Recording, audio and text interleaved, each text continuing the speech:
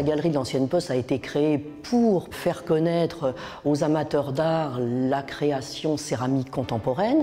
Et c'est précisément à travers la personnalité aujourd'hui de Flavie van der Stiegel, qui représente ces artistes émergents, a su se positionner par rapport à d'autres artistes en ayant son expression propre, tant dans l'expression formelle que dans la couverte qu'elle peut utiliser des matériaux.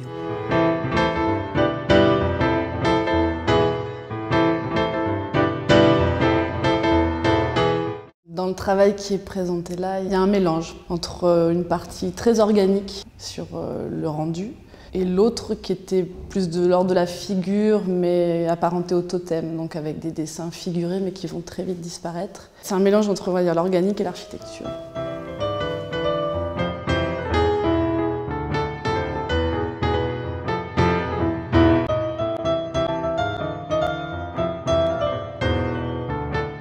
J'utilise ici 4 terres différentes.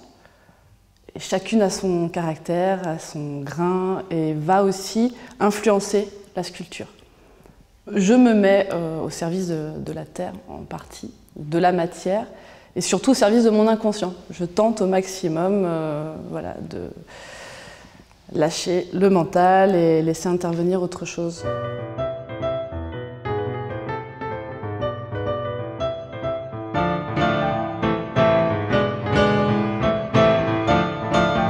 Je vais me laisser aller sur une envie de forme, de départ, dans lequel je vais faire une masse de terre en particulier et commencer à travailler, à retirer de la matière.